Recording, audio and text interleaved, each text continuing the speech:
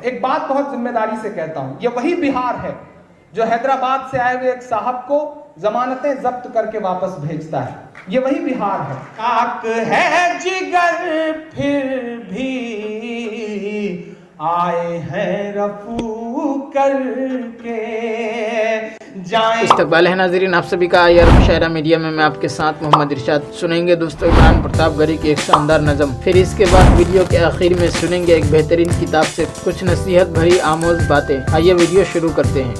ایک بات بہت ذمہ داری سے کہتا ہوں، یہ وہی بہار ہے جو حیدرآباد سے آئے ہوئے ایک صاحب کو ضمانتیں ضبط کر کے واپس بھیجتا ہے، یہ وہی بہار ہے۔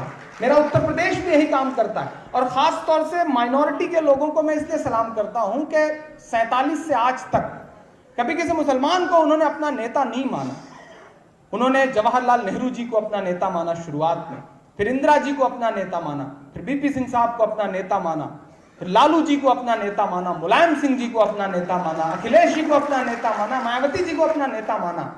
آج ضرورت اس بات کی آن پڑی ہے کہ وہ جو پرانے دن تھے، جو سیکولرزم کی وہ والی لڑائی تھی، اس کو ہم لوگوں کو بھی سمجھ کر کے لڑنی پڑے گی۔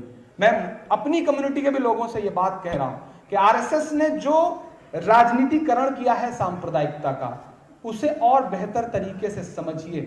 وہ آپ کو سیاسی اچھوت بنا دینا چاہتے ہیں، آپ اس بات کو سمجھیے۔ اگر نہیں سمجھے تو مشکل ہوگی۔ آر ایس ایس کہتا ہے کہ 85% ہندو ایک طرف ہو جاؤ، ادھر ایک بھائی صاحب ہیں وہ کہتے ہیں کہ غیور مسلمانوں ایک جٹ ہو جاؤ۔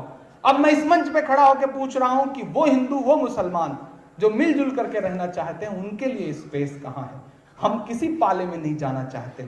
ہم اس دیش میں سیکولرزم کا جو تانا بانا ہے، ہم تو چاہتے ہیں کہ عید میں ہمارے گھر تیجسوی سوئیاں کھانے آئیں اور ہولی کے رنگوں میں ہم تیجسوی کو رنگ لگاتے ہوئے نظر آئیں۔ ہم تو ایسا ہندوستان چاہتے ہیں، اور ایسا ہی ہندوستان، اور سمے سمے پہ ثابت بھی کرتے رہے۔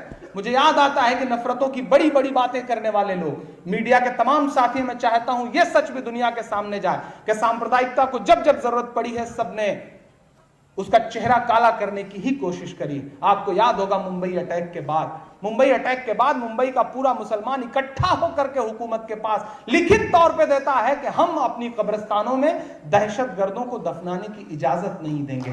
یہ بہت بڑی بات تھی۔ میں تو اس ہندوستان کا خواب دیکھتا ہوں کہ جب پاکستان کے خلاف میچ ہو، پہلے بلے باز کامران اکمل کو آؤٹ کرنا ہو یا آخری بلے باز مصباح الحق کو، گیند لے کر کے ظہیر خان دوڑتے ہیں۔ میں اس ہندوستان کا خواب دیکھتا ہوں، میں اس ہندوستان کا حامی ہوں۔ ہندوستان کسی توگڑیا کی تقریر سے نہیں بنتا ہے، ہندوستان کسی بخاری صاحب کے فتووں سے بھی نہیں بنتا ہے۔ ہندوستان تو اس سے بنتا ہے صاحب کہ جب لالو جی کے بغل میں عبدالباری صدیقی بیٹھ کر کے آپ لوگوں سے ایک جٹ ہونے کی بات کرتے ہیں۔ ہندوستان اس سے بنتا ہے۔ میں اس ہندوستان کا حامی ہوں، اور وہی ہندوستان، وہی منظر اس دیش کو بچا بھی سکتے ہیں۔ اس لیے میں آپ سے یہ باتیں کہتا ہوں کہ چاک ہے جگر پھر بھی آئے ہیں رفو کر کے، چاک ہے جگر پھر بھی آئے ہیں رفو کر کے جائیں۔ آئیے دوستو نظم سننے کے بعد سنتے ہیں ندائے منبر و محراب سے محبت کیوں نہ ہو۔ آپ خود ہی فیصلہ فرمائیں کہ جس ذات اقدس صلی اللہ علیہ وسلم میں ایسے اوصاف و کمالات جمع ہوں، اس سے محبت کرنی چاہیے یا نہیں۔ دنیا والے کسی کی ذہانت پر ناز کرتے ہیں، کسی کی شجاعت پر ناز کرتے ہیں، کسی کی جود و سخا پر ناز کرتے ہیں، کسی کے عدل و انصاف پر ناز کرتے ہیں، کسی کے ایثار اور خدمت خلق پر ناز کرتے ہیں۔ تو میں اس پیغمبر پر ناز اور اس سے محبت کیوں نہ کروں جس کے اندر یہ ساری صفات اور کمالات علی وجہ الکمال پائے جاتے تھے، اور جس نے لاکھوں کروڑوں انسانوں کو یہ اخلاق و اوصاف سکھا دیے۔ اس نے کسی کو صدیق بنا دیا، کسی کو عادل بنا دیا، کسی کو سخی بنا دیا، کسی کو شیر خدا بنا دیا۔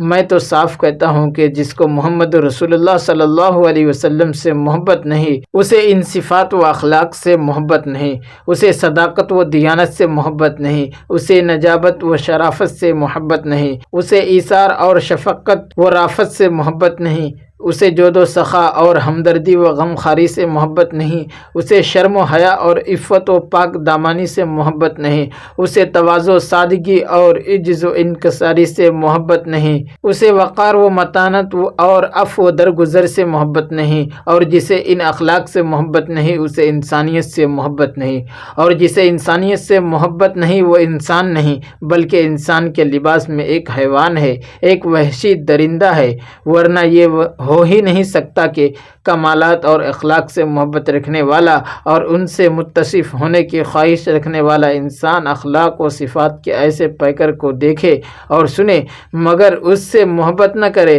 میں تو سمجھتا ہوں کہ ایسے شخص کے سینے میں دل نہیں پتھر کا ٹکڑا ہے، اس کے سر میں دماغ نہیں بھس بھرا ہے۔ تو محبت کا پہلا سبب جس کی وجہ سے محبت کی جاتی ہے وہ کمال ہے، اور چونکہ آپ کمالات کا اعلیٰ ترین مرقع تھے لہٰذا آپ کی محبت انسانی فطرت کا تقاضا ہے۔ محبت کا دوسرا سبب جمال۔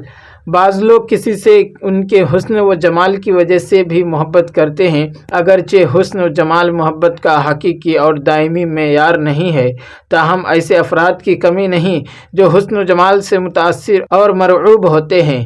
یہ بات یاد رکھیں کہ خدا کا ہر پیغمبر حسین ہوتا ہے تاکہ کسی کے مخالف کو نہ تو اس کے کسی اخلاقی عیب پر انگشت نمائی کی جرأت ہو اور نہ ہی اس کے کسی جسمانی نقص کا مذاق اڑانے کی جسارت ہو۔ نبی کا چہرہ اس کی صداقت کا گواہ ہوتا ہے، عام آدمی بھی دیکھ کر پکار اٹھتا ہے، خدا کی قسم یہ کسی جھوٹے کا چہرہ نہیں۔ عبداللہ بن سلام یہودیوں کے بڑے عالم تھے، فرماتے ہیں میں نے چہرہ دیکھتے ہی پہچان لیا تھا کہ یہ کسی جھوٹے کا چہرہ نہیں۔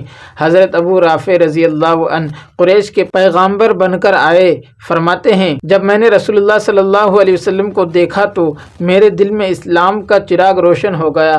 دوستو ویڈیو کے آخر میں آپ سے گزارش ہے، اگر ویڈیو پسند آئی ہو تو ویڈیو کو لائک کیجیے اور چینل کو ضرور سبسکرائب کیجیے۔